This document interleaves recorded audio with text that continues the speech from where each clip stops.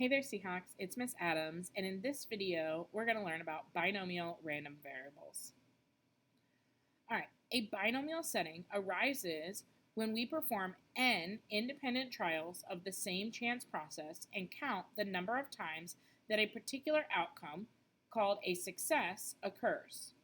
The four conditions for a binomial setting are binary, independent, number of trials, and same probability. So we use the acronym BINS to remember this. So binary, we want to check to see if the binary condition is met, which means the possible outcomes for each trial can be classified as either a success or a failure. So binary means only two. So I have only two outcomes, a success and a failure. I stands for independent. The trials must be independent. That is, knowing the result of one trial must not tell us anything about the result of any other trial. N stands for number, so the number of trials N of the chance process must be a fixed number. All right, so you have to already know how many trials you're going to do. And then S stands for same probability. There is a same probability of success for each trial, so the probability of success doesn't change, it stays locked in. A binomial random variable. The count of successes, x, in a binomial setting, so all the possible values of x would be 0. You could have 0 successes, 1 success, 2 successes, all the way up to n, the number of trials you have. A binomial probability formula. Suppose that x is a binomial random variable with n trials and probability p of success on each trial. The probability of getting exactly r successes in n trials, so the probability that x is equal to r, would be n, choose r, so combinations, times the probability of success raised to r, which is how many we want to find, exactly that many successes, times 1 minus p, which is the probability of failure, raised to the n number of trials minus the number of successes, n minus r. So NCR is going to tell us the number of ways to get r successes in n trials. So remember, there's different ways that could occur. P stands for the probability of success. R stands for the number of successes. N minus R would be the number of failures. And 1 minus P would be the probability of failure. A binomial distribution. The probability distribution of a binomial random variable. Any binomial distribution is completely specified by two numbers. The number of trials, n, of the chance process, and the probability, p, of success on each trial.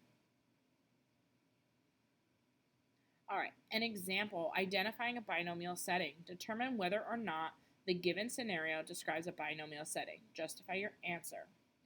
An American roulette wheel has 38 equally sized slots into which a ball will fall randomly. There are 18 red slots, 18 black slots, and 2 green slots. Successive games of roulette will be played until the first time the ball falls into a green slot. All right, so binary. Are there only two outcomes? So yes, success would be the ball lands on green. Failure, the ball doesn't land on green. Okay, we're going to keep going until green.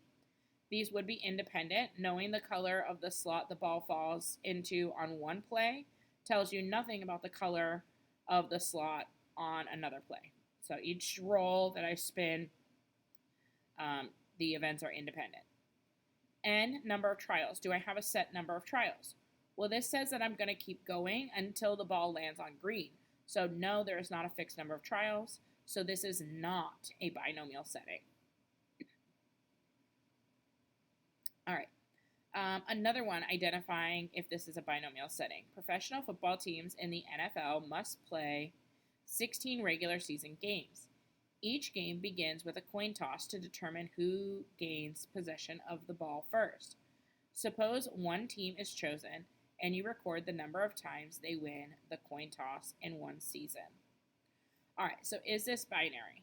So yes, a success would be win the coin toss. Failure, don't win the coin toss. Are they independent? So knowing the outcome of one coin toss tells you nothing about the outcome of another coin toss, so they are independent events. Do I have a set number of trials? So yes, this is for 16 games, so n is 16. And do I have the same probability? Is the probability of winning the coin toss the same every time? Yes, the probability for a coin toss is 50%, so p equals 0.5. So this is a binomial setting. All right, using technology. So remember in your calculator to do the combinations. On your TI calculator, it was math, go over to probability, and then there was NCR. Binomials, to do a binomial in your calculator, you're going to go to second vars, which is your distribution menu. You're going to go to binomial PDF. So if you're solving it for an exact value, it'd be a binomial PDF. All right, P for precise. And you can also use Staplet, STAPPLET.com. And then under the probability menu, you're going to use binomial distributions, and it'll ask you for N and P, and you can have it plot the distribution for you, and then you can also have it calculate different values. So using the binomial probability formula, professional football teams in the NFL must play 16 regular season games. Each game begins with a coin toss to determine who gains possession. Recently, a sports journalist noted that one NFL team won 13 of 16 tosses during a season. What is the probability that one team wins the coin toss in exactly 13 of the 16 games? So what is the probability of this happening? So we're going to let x equal the number of coin tosses won in a season. X is a binomial random variable with n equals 16 and p equals 0.5. We just checked that. All right, so I want to find the probability that x equals 13. Now, if I'm using the formula, it'd be 16, which is n, choose r, which is the number of successes that we want, 13.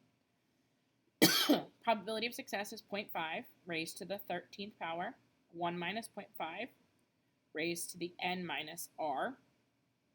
All right, so if I simplify some of this, 16 choose 13 is 560. And then 1 minus 0.5 is also 0.5. 16 minus 13 is 3. All right, which comes out to 0.0085.